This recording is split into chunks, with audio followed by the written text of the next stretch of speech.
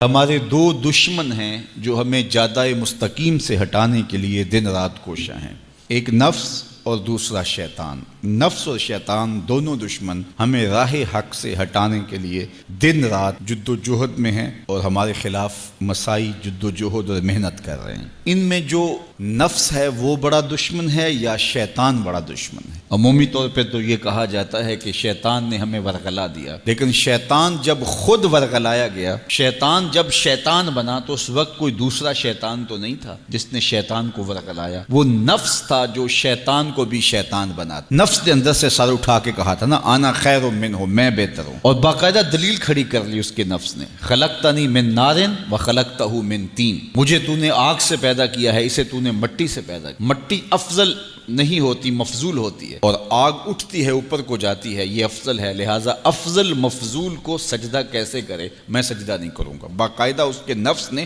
ایک دلیل تراشی۔ اللہ اگر چاہتا اس کی دلیل کے بخی و دھیڑ کے رکھ دیتا، لیکن اللہ تعالیٰ نے اس کی دلیل کا جواب دینے کی بجائے کہا جا میرے دربار سے نکل جا۔ اس نے کہا مالک مجھے مہلت دے دے، کہا جا قیامت تک تجھے مہلت۔ اللہ اکبر۔ تو اب شیطان کو شیطان بنانے والا نفس ہے جس نے اندر سے کھڑے ہو کے کہا انا خیر منہ، میں بہتر ہوں۔ اس میں نے شیطان کا بیڑا غرق کر، انانیت اسے کہتے ہیں، انا خیر منہ، اس سے انانیت ہے، میں بہتر ہوں۔ ایک بزرگ تھے، انہوں نے ساری زندگی اپنی زبان پہ لفظ میں نہیں آنے دیا۔ وہ فرماتے تھے یہ وہ لفظ ہے جس نے شیطان کا بیڑا غرق۔ تو وہ اس مفہوم کو ادا بھی کرنا چاہتے تو بالفاظ دیگر کر۔ کسی نے سنا کہ فلاں شخص ہے، اس کی زبان پہ کبھی میں کا لفظ نہیں آیا، تو اس نے کہا لو اس کی زبان پہ یہ لفظ کیوں نہیں آیا؟ میں جاتا ہوں اور ان کی زبان پہ یہ لفظ آئے ہی آئے۔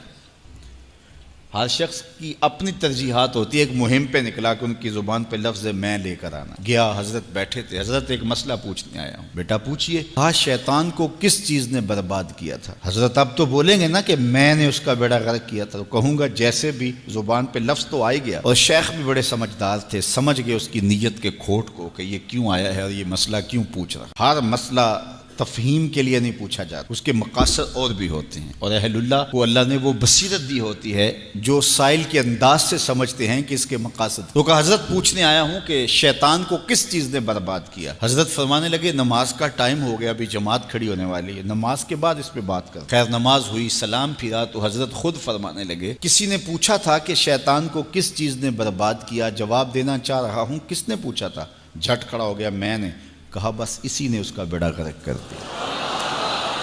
تو انانیت میں جو ہے یہ شیطان کو شیطان بنانے والی، نفس جس نے اندر سے سر اٹھایا اور کہا انا خیر منہ، میں بہتر ہوں، تو یہ شیطان کو شیطان بنانے والا نفس ہے۔ تو نفس شیطان سے بھی بڑا دشمن۔ اب ہمارے ساتھ دو بڑے دشمن لگے ہوئے، ایک شیطان اور دوسرا نفس، اور دونوں ہمارے باطن کو اجاڑنے کے لیے، ہمارے من کو بے چراغ کرنے کے لیے، ہمارے اندر کی روشنیاں بجھانے کے لیے دن رات کوشاں۔ ایک تنہا ناتواں اکیلی جاں، دو دشمنوں کے نرغے میں، اور دونوں دشمن بڑے تگڑے اور بہت طاقتور، اور ہر وقت ہمارے اوپر حملہ آور۔ الشیطان جاسم علی قلب ابن آدم فاذا ذکر اللہ خنس واذا غفل وسوس۔ حضرت نبی رحمت صلی اللہ علیہ وآلہ وسلم نے ارشاد فرمایا شیطان اولاد آدم کے دل پہ قبضہ جماتا ہے، اور جب بندہ غافل ہوتا ہے تو یہ وسوسے ڈالتا ہے، اور جب بندہ اللہ کا ذکر کرتا ہے تو یہ بھاگ جاتا ہے۔ تو شیطان وسوسہ اندازی کرتا ہے، باطن کو اجاڑتا ہے، من کو لوٹتا ہے۔ نفس اور شیطان دو بڑے دشمن تھے جو ہمیں جادہ مستقیم سے بہکانے کے لیے دن رات کوشاں تھے۔ اب اللہ کا کرم دیکھیے، اذا دخل رمضان سلسلت الشیاطین، جب ماہ سیام جلوہ فراز ہوتا ہے تو شیاطین جکڑ دیے جاتے ہیں۔ جو ہی ماہ سیام شروع ہوتا ہے، چاند طلوع ہوتا ہے تو شیاطین جکڑ دیے جاتے ہیں، پورا مہینہ وہ آزاد نہیں رہتے، جکڑ دیے جاتے۔ سلسلت الشیاطین، یہ جو مسجدوں کے دروازے کھل گئے، جہاں 1.5 صف ہوتی تھی وہاں 5 صف تراویوں میں ہیں، تو یہ شیطان کے بند جانے کی وجہ سے۔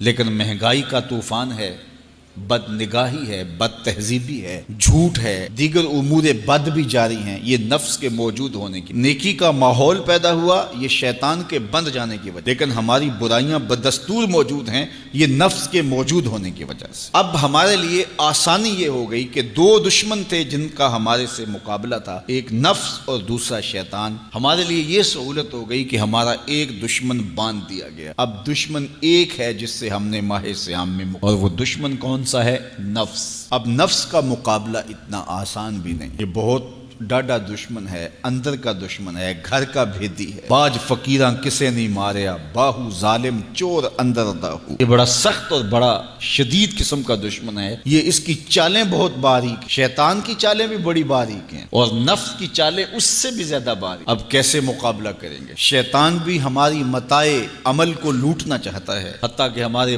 ایمان کو برباد کرنے پر تلا ہوا ہے، اور نفس بھی چالیں چل رہا ہے، اور ہم اپنی زندگی لاؤبالی میں گزارتے چلے جا رہے ہیں۔ ہمیں پتہ ہی نہیں کہ ہم موت کے کتنا قریب ہو رہے ہیں، اور شیطان ہمارے اوپر، نفس ہمارے اوپر حملہ آور ہے، اور یہ چاہتے ہیں ٹھیک ہے یہ چلتا رہے، یہ رسمی زندگی گزارتا رہے، کوئی بات نہیں، اس کے اندر کو ہم لوٹ لیں۔ اور یہ دونوں دن رات لگے ہوئے۔ ماہ سیام آیا تو ہمارا ایک دشمن بند گیا، ہمیں تھوڑی سی سہولت مل گئی۔ اب ایک ہی دشمن باقی ہے جس سے مقابلہ کرنا باقی ہے، اور وہ ہے نفس۔ اب نفس سے مقابلہ کیسے ہوگا؟ تو کسی ایکسپرٹ سے پوچھیں کہ جناب نفس ہے، ہم کمزور ہیں، شیطان دشمن ہمارا بندہ ہوا ہے، 2 محاذ کھلے تھے تنہا جان کے لیے، ایک محاذ بند ہو گیا، اب ایک ہی محاذ ہے، مقابلہ کرنا ہے تو کیسے کرنا؟ اللہ اکبر۔ تو ہم اقبال کی بارگاہ میں عرض کیا کہ آپ بتائیے۔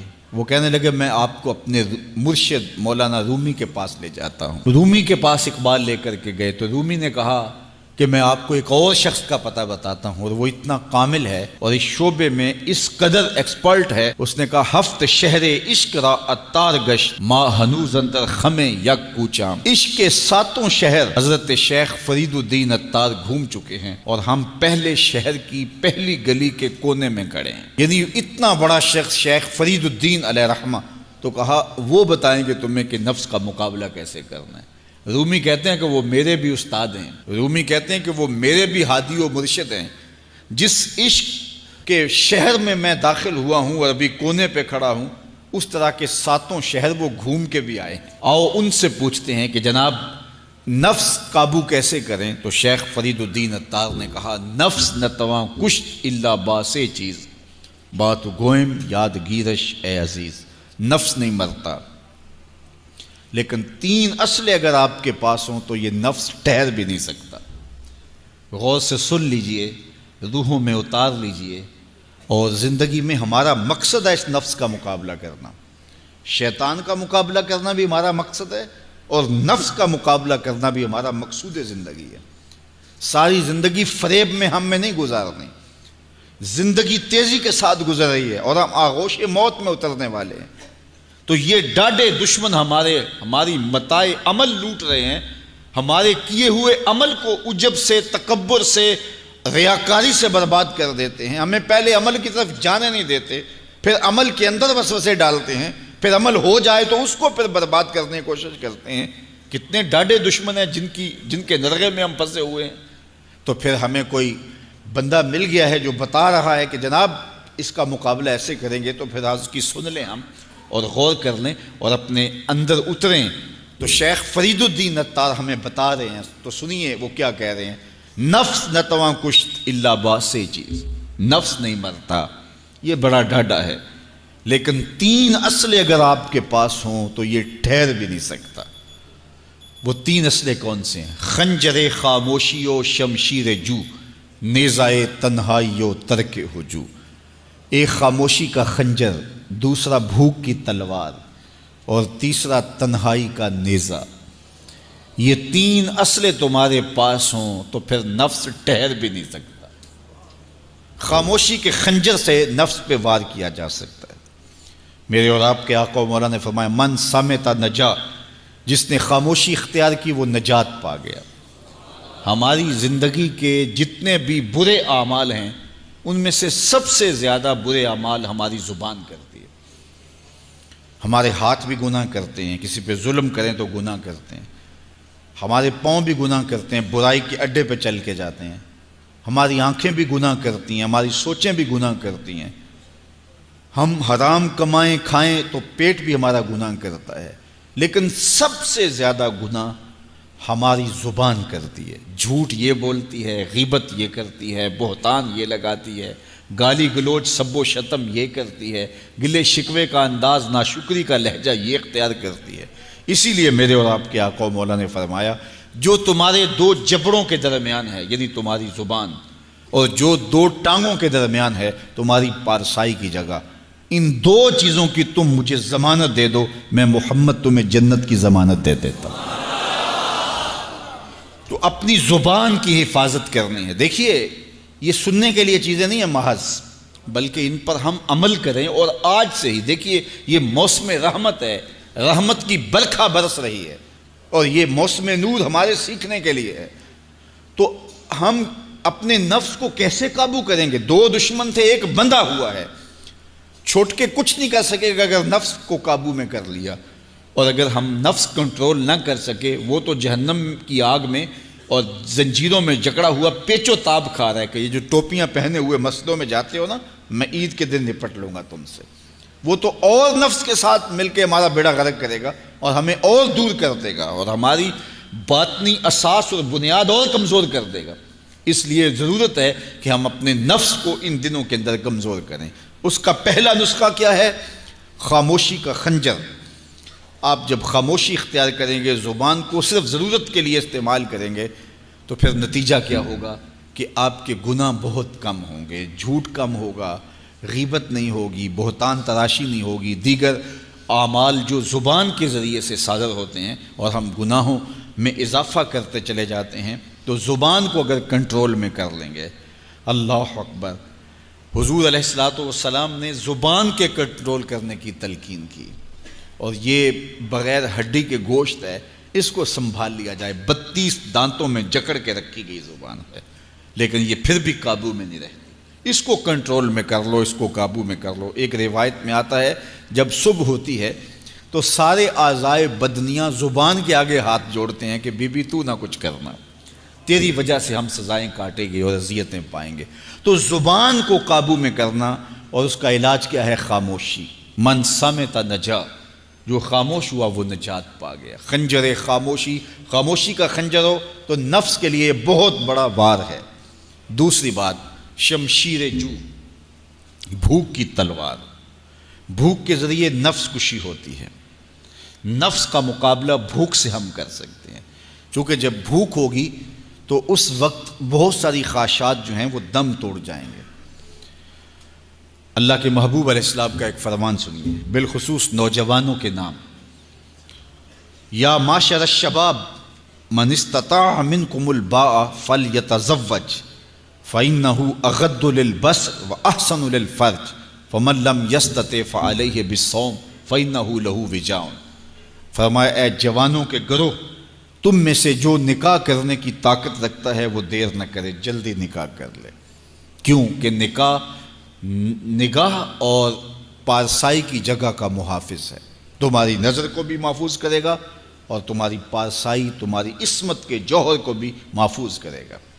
تو اگر کسی کے پاس استطاعت ہے تو وہ نکاح کرنے میں دیر نہ کرے۔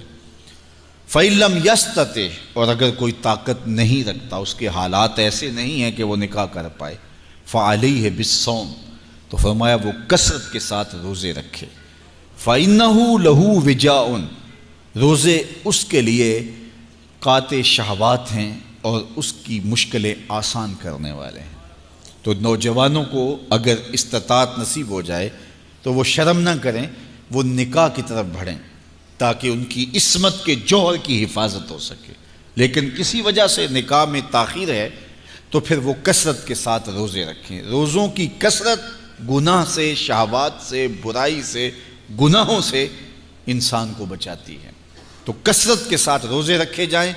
تو روزہ بھوک جو ہے وہ نفس کشی کا ایک مؤثر ترین علاج ہے، اور یہ میرے اور آپ کے آقا و مولا نے بیان فرمایا۔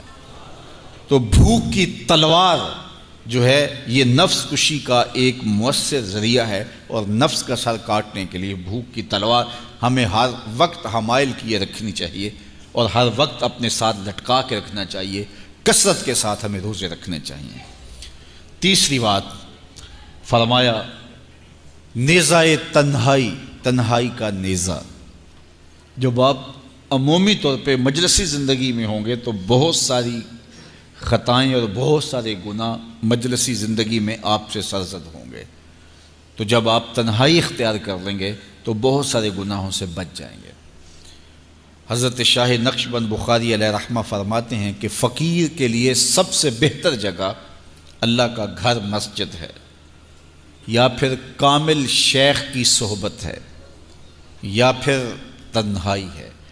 چوتھی جگہ سوائے ہلاکت کے اور کچھ نہیں ہے۔ العافیۃ فی العزلہ، عزلت میں، تنہائی میں عافیت رکھی گئی ہے۔ اس لیے اپنے آپ کو ایسے ہجوم میں، ایسی جگہوں پہ لے جانے سے روکیں، اپنے آپ پر ضبط کریں جہاں نظر پاک نہیں رہتی، جہاں خیال کی پاکیزگی کا سامان نہیں رہتا، اور جہاں آپ کی جو ہے وہ آپ کی زبان محفوظ نہیں رہتی۔ دوستوں کے ساتھ بیٹھیے، آپ عزیزوں رشتہ داروں کے پاس جائیے، ضرور ملاقات کیجیے، لیکن اس کا ایک اعتدال ہونا چاہیے۔ اگر آپ سمجھتے ہیں کہ کسی جگہ جاتے ہوئے، کسی جگہ پہنچ کر آپ کی نظر میں پاکیزگی نہیں رہے گی، خیالات میں گندگیاں گردش کرنے لگ جائیں گی، سوچوں میں آوارگی آنے لگ جائے گی، تو وہ شادی کی تقریب ہو یا کوئی اور تقریب ہو، وہاں جانے سے اپنے آپ کو روک لیں، کیونکہ وہاں جا کے آپ اپنا کوئی فائدہ نہیں کر رہے، اپنا نقصان کرنے جا رہے ہیں۔ تو جہاں آپ کو یقین ہو کہ آپ وہاں اپنے آپ کو بچا نہیں پائیں گے، اپنی حفاظت نہیں کر پائیں گے، تو وہاں سے تنہائی بہتر ہے، وہاں سے عزلت بہتر ہے۔ تو یہ تین چیزیں ہم اگر کر لیں تو یہ نفس کشی کا ایک مؤثر ذریعہ ہے۔ اب ماہ صیام کے اندر اللہ تعالیٰ یہ تینوں چیزیں ہمیں نصیب کرتا ہے۔ ہم زیادہ بولتے نہیں ہیں، روزے سے ہوتے ہیں، بلکہ فرمایا اگر تم سے کوئی شخص بحثے، کوئی الجھے، کوئی لڑائی کرنا چاہے، بدتمیزی کرے، تو اس سے کہو انی صائم، میں روزہ رکھا ہوا ہے۔ اور اسی طرح بھوک تو میسر ہوتی ہی ہوتی ہے۔ اور تیسری بات کہ عزلت بھی میسر ہو جاتی ہے، اس میں آپ ذکر کے لیے، فکر کے لیے، روزے میں آپ تلاوت کلام مجید کے لیے تنہائی اختیار کرتے ہیں۔ تو گویا روزہ ایک ایسی تربیتی ورکشاپ ہے کہ جس کے ذریعے سے آپ کے نفس کی تہذیب ہو جاتی ہے۔ جب نفس قابو میں آ گیا، نفس کنٹرول میں آ گیا، نفس کو آپ نے کمزور کر لیا، تو شیطان چھٹ کے بھی کچھ نہیں کر سکے گا، کیونکہ شیطان ہمارے اوپر حملہ کرتا ہے نفس کے ذریعے سے۔ باہر کا دشمن ہے اور نفس اندر کا دشمن ہے۔ ہمارے دیہاتوں میں چوری ہو جائے نا تو بوڑھے بزرگ مل کے بیٹھ جاتے ہیں کہ بتاؤ چوری کیسے ہوئی، تو ایک نقطے پہ سارے متفق ہوتے ہیں، اور وہ نقطہ یہ ہوتا ہے کہ کوئی اندر کا بھیدی ضرور ہے۔ جب تک کوئی اندر کا بندہ نہیں تو باہر سے کوئی آ کے از خود چوری نہیں کر سکتا، تو کوئی اندر کا بندہ ضرور موجود ہے۔ نفس اندر کا بھیدی ہے اور شیطان باہر سے آ کر حملہ آور ہونے والا ہے۔ اس لیے شیطان کو اندر آنے کا موقع نفس دیتا ہے۔ نفس کو ہی کمزور کر لیجئے، وہ آپ کا ساتھی بن جائے، نفس امارہ، نفس مطمئنہ بن جائے، اور وہ نفس جو برائی کا حکم دیتا ہے وہ نفس امارہ کہلاتا ہے۔ اور جب وہ کثرت ذکر سے، عبادت سے نفس مطمئنہ بن جاتا ہے تو پھر وہ شیطان کے لیے رکاوٹ کا ذریعہ بن جاتا ہے اور آپ کی زندگی محفوظ ہو جاتی ہے۔ اور یہ ہمارا کام ہے، یہ ہمارے کرنے کا وظیفہ ہے۔ دیکھیے حضرت انسان کو اللہ نے اختیار دیا، زندگی دی، فہم دیا، ادراک دیا، گناہ کی قوتیں اور نیکی قوتیں ساری اس کے ساتھ لگی ہوئی ہیں۔ اس نے صرف ایک لا ابالی شخص کی طرح زندگی نہیں گزارنی کہ جو سامنے آ گیا کھا لیا اور جو زبان پہ آ گیا بول دی، ایسا نہیں ہے۔ یہ تو انسان ہے، اس کو تو اپنی زندگی کی راہیں خود متعین کرنی ہے کہ میری دنیا آخرت کے لیے نفع بخش کیا چیز ہے اور نقصان دہ کیا چیز ہے۔ انا ہدیناہ السبیل اما شاکرا و اما کفورا، کہ ہم نے اس کو دونوں راہیں دکھا دی، وہدیناہ النجدین، اس کو پتہ ہے یہ اچھائی ہے یہ برائی ہے، اس نے اس سے اجالنا ہے اپنے اندر کو اور اپنے باطن کو سنوارنا ہے۔ تو ماہ صیام ہمارے لیے موسم رحمت اور موسم نور ہے، جو ہمارے اندر کی روشنی کا سبب اور ذریعہ ہے۔ تو آئیے یہ موسم اللہ نے ہمیں نصیب کیا، قرآن مجید کی کثرت سے تلاوت کریں، نفس کمزور ہوگا، تنہائی اختیار کریں، نفس کمزور ہوگا، اپنی زبان پہ قابو کر لیں، نفس کمزور ہوگا، بھوک تو ہم روزے کی وجہ سے کاٹتے ہی کاٹتے، نفس کمزور ہوگا۔ اب شیطان چھٹ کر بھی عید کے دن ہمارا کچھ بگاڑ نہیں سکے گا اگر ہم نے اپنے نفس پہ قابو پا لیا، اور اگر نفس پہ قابو نہ پا سکے تو شیطان تو پھر پیچ و تاب کھا رہا ہے، اور وہ ہمارے اوپر پھر اور زور و شور کے ساتھ حملہ ہوگا اور ہماری متاع عمل کو لوٹ لے گا۔ تو پھر کیا فائدہ ہوا کہ سارے مہینے کی محنت کی، عید کے دن، عید سے 4-5 دن بعد ہم نے لٹا دی، تو فائدہ کیا ہوا؟ اللہ نے اس عورت کی مثال بیان کی ہے قرآن میں جس کا توازن ذہنی ٹھیک نہیں تھا، اور وہ سارا دن سوت کاٹتی رہتی تھی اور شام کو اپنے ہاتھوں سے توڑ دیتی تھی۔ تو کہا کہیں ایسا نہ کرنا کہ تم بھی اس عورت کی طرح ہو جاؤ کہ اپنے ہاتھ سے کاتا ہوا سوت اپنے ہاتھوں سے ہی توڑ دو۔ پورا مہینہ بھوک کاٹی، پیاس کاٹی، تکلیفیں گوارا کیں، اور شام کو جو ہے وہ اپنے ہاتھ سے وہ سوت کاٹنے والی خاتون سوت توڑ دیتی ہے۔ تو کہیں ہم بھی ایسے نہ ہو جائیں کہ مہینے کی محنت ہر سال عید یا عید کے چند دن بعد برباد کر لیں، پھر اگلے سال مہینے کی محنت کریں، پھر عید کو برباد کر دیں، تو کیا فائدہ ہوا؟ تو ہم نے جو نعمت سمیٹی ہے، جو چیز دی ہے، جو چیز حاصل کیا، اس کو جذب کر لیں روح کے اندر، اس کو اپنے من کے اندر اتار لیں۔ اہل ایمان کو ایک دعا تلقین کی گئی ہے، وہ کیا دعا کرتے ہیں؟ ربنا لا تزغ قلوبنا بعد اذ ہدیتنا، اے اللہ ہدایت کے بعد ہمارے دل کو پھر دوبارہ ٹیڑھا نہ کر دینا۔ اگر ہدایت دی ہے تو وہ نصیب ہی رہے، وہ من میں جذب ہو جائے، وہ روح میں اتر جائے۔ تو میں اور آپ اپنی زندگی کو اللہ اور اس کے رسول کے نام پہ لگایا ہے، تو پھر اپنی ساری زندگی کو اللہ اور اس کے رسول کے نام پہ لگا دیں۔